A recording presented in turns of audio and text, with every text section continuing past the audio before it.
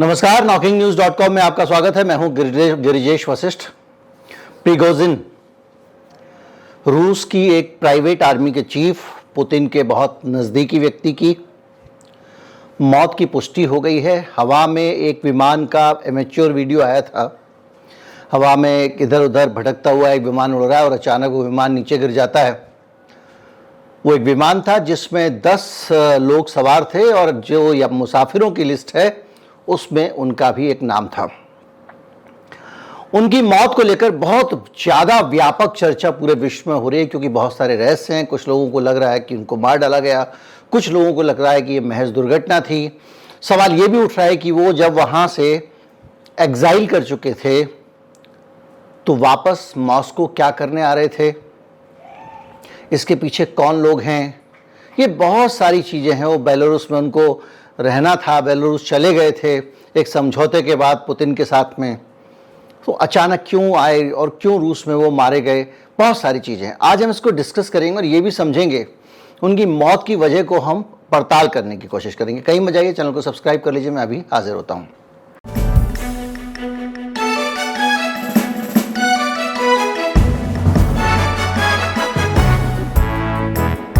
Prigozhin बहुत पुराने दोस्त थे, एक तरह से कहा जाए तो पुतिन के। उनका एक रेस्टोरेंट था जहां अक्सर पुतिन जाया करते थे और पुतिन को वो अपने हाथ से बढ़िया बढ़िया चीज़ें बनाकर खिलाया करते थे। एक बड़ा प्यारा सा रिश्ता था और इसी रिश्ते के चलते पुतिन ने प्रिगोजिन को एक नया बिजनेस सिखाया, एक नया काम बताया। और वो काम ये था कि जब रूस का यूक्रेन के साथ युद्ध हो रहा था उस दौरान ये समझा गया कि लड़ने के लिए आदमी चाहिए, तो जेल से बड़ी संख्या में कैदियों को रिहा कर दिया गया। उनको बॉर्डर पे भेजा गया कि आप जाइए और देश के लिए लड़िए। अब उन कैदियों को हैंडल कौन करे, तो ये काम इस तरह से किया गया कि जो उनकी वैगनर करके उनकी जो प्राइवेट आर्मी थी उसमें कैदियों की भर्ती हो गई। सरकार ने कैदियों को वहाँ जाने की इजाज़त दे दी और इस तरह से प्रिगोजिन की एक आर्मी बन गई, एक उनकी निजी सेना बन गई। और वो सेना मजबूत हो गई इन कैदियों के जाने के कारण। प्रिगोजिन लगातार रूस के लिए लड़ रहे थे और उनकी भाड़े की जो सेना थी वो यूक्रेन में कहर बरपा रही थी। और जब आप एक काम करते हैं, एक ही काम करते हैं सब लोग, दफ्तर में आप काम करते हैं, आपका साथ वाला भी काम करता है, बड़ा इंपॉर्टेंट काम है बॉस के लिए, तो आपकी कोशिश होती है कि क्रेडिट आप ले लो। और अगर कोई आपका क्रेडिट मार जाए तो आपको बहुत गुस्सा आता है। दोनों बॉस की नज़र में अच्छे बने रहना चाहते हैं। तो प्रिगोजिन का कन्फ्रंटेशन रूस की सेना के साथ हो गया। हुआ ये कि 2 शहर थे यूक्रेन के। पहले उन्होंने 13 जनवरी को सोलेडार पर कब्जा किया और कब्जा करने के बाद वैगनर ने उसको लीड करना शुरू कर दिया। वहाँ से आगे आगे बस इसी के सैनिक चल रहे थे, आर्मी कहीं थी नहीं।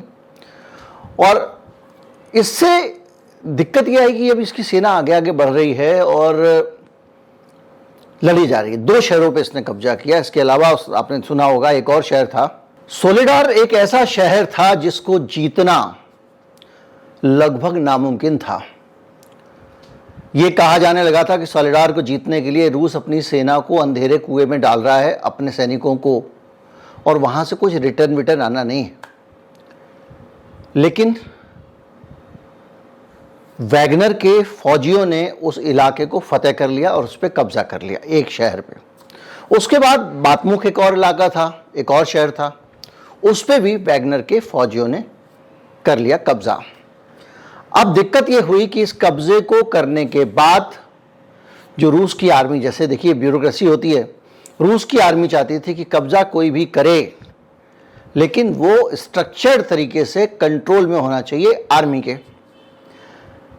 प्रिगोजिन ओवर कॉन्फिडेंट थे कि भाई हमारी सेना जब इतना जीत रही है तो क्रेडिट हमको मिलना चाहिए, ये आर्मी कौन होती है बीच में आने वाली। इस प्रोसेस में उसने आरोप लगाया कि जब हम फंस गए थे और हमको हथियार की जरूरत थी इन दोनों शहरों को जीतने के लिए, तो रूस की आर्मी ने हमको हथियार नहीं दिए, और जब हथियार नहीं दिए तो हम आर्मी की बात क्यों माने। इसके साथ ही एक और समस्या था कि वैगनर के जो जितने सैनिक थे, उन सैनिकों को धीरे धीरे जो रूस की आर्मी थी, अपनी मेन स्ट्रीम आर्मी, उसमें भी शामिल किया जाने लगा था। उनको शपथ दिलाई जाने लगी थी कि आप इसका हिस्सा बन जाओ। इस सब चीज़ों के बीच में एक दिन वो आया जबकि वैगनर के फौजी बागी होने लग गए और वो कहने लग गए साहब बहुत कुछ हो गया, अब वहाँ की आर्मी जो है उसके अंडर में वो तो हमारी सारे क्रेडिट को जीतती जा रही है। भाई इनका तो नहीं क्रेडिट पे चलता है। अगर उन्होंने 2 शहर जीत लिए तो अगला युद्ध होगा तो इनको ज़्यादा पैसे दे के लोग हायर करेंगे। तो वैगनर ने क्या किया कि वापस कूच करना शुरू कर दिया और उसके ऊपर आरोप लगा कि वो तख्ता पलट करने की कोशिश कर रहा है। रूस की राजधानी से कुछ ही किलोमीटर दूर रुक गया वो और वहाँ पे उसने कहा कि भाई मेरे को सरकार से कोई देना देना नहीं है, रूस से कोई लेना देना नहीं है, लेकिन मेरी मांगें पूरी होनी चाहिए। और उसके बहुत सारे होर्डिंग फाड़ दिए गए, बहुत सारा कुछ हुआ। तो वो सड़कों पे टैंक, इसके बाद एकदम खून खराबा और वेस्टर्न मीडिया ने छापा, पुतिन भाग गए हैं, पुतिन अंडरग्राउंड हो गए हैं, पुतिन ये हो गए हैं, पुतिन का डुप्लीकेट आ गया, जैसा वो हर चीज़ में लगातार करते रहते हैं पूरा। अब आप सोचिए CNN, BBC और इन सब लोगों की क्रेडिबिलिटी क्या है और इस तरह के मामलों में उनकी क्या कवरेज आती है। जब उनके राष्ट्रीय हित आते हैं तो पत्रकारिता की निष्पक्षता भूल जाते हैं। पत्रकारिता की पहली शर्त यह है, देश बाद में, सच पहले। लेकिन ये सब लोग सच को एक कोने में डाल देते हैं। तो हुआ ये है कि इन्होंने पूरी तरह से उसको फिर वो अड़ गए। उसके बाद में बात हुई और इनको सेफ पैसेज दे दिया गया कि आप चले जाओ और बेलारूस में जाके, बेलारूस के जो राष्ट्रपति हैं पुतिन के बहुत अच्छे दोस्त हैं, उनको मध्यस्थ रख के बात हुई। उसके बाद वैगनर के सैनिक चले गए और वो वहाँ पे आराम करने लग गए। जाके उनके कई सारे सैटेलाइट तस्वीरें आई थी कि वहाँ पे उन्होंने अपना कारोबार बना लिया है वगैरह वगैरह। तो जो वैगनर लड़ाके थे वो वहाँ पे बेलारूस में टिक गए थे और ये भी निर्वासित थे क्योंकि अब रूस तो वापस आ नहीं सकते थे, इन्होंने बगावत कर दी थी। फिर अचानक ये 10 आदमी कैसे रूस आए, ये बड़ा सवाल है। कम से कम उस विमान में ये कैसे आए? छोटा विमान था, 10 ही उसमें सीट थी। ये पूरा का पूरा बैकग्राउंड है। तो उस पूरे बैकग्राउंड में जब आप जाएंगे तो आपको एक चीज़ साफ दिखाई देगी कि जो रशियन आर्मी है और वैगनर है, इनके बीच में 36 का आंकड़ा, क्रेडिट की लड़ाई है। वैगनर लड़ रहा है रूस के लिए, लेकिन वो अपनी इंडिपेंडेंट पहचान कायम रखना चाहता है। रूस की आर्मी चाहती है कि वो भले ही अपने लिए लड़ रहा है लेकिन नाम रूस की आर्मी का हो और वो आर्मी की सब्सिडरी बना रहे कि आर्मी के अंडर में वो लड़े। और वैगनर चीफ प्रिगोजिन की ये जो गलती थी, उसने बड़ी गलती ये की, वो ये भूल गया कि आप सिस्टम से, देश की व्यवस्था से, पुतिन भी आर्मी के खिलाफ थोड़ी चले जाएंगे और वो भी भरे युद्ध के बीच में। और मसला सिर्फ किसी एक अधिकारी का हो, 2 का हो तो समझ में आता है, वो तो पूरी बात आर्मी के खिलाफ बगावत किए बैठा है। तो सैनिक अधिकारी जो हैं वो लगातार, उनका पूरा जो जासूसी तंत्र था रूस के पास KGB की विरासत है, वो वैगनर पे नज़र रखे हुआ था। और वैगनर समझ रहा कि प्रिगोजिन समझ रहा था कि हम तो एकदम मस्त हैं, मज़े में, जैसे चाहेंगे रहेंगे, हमारा तो समझौता हो गया है।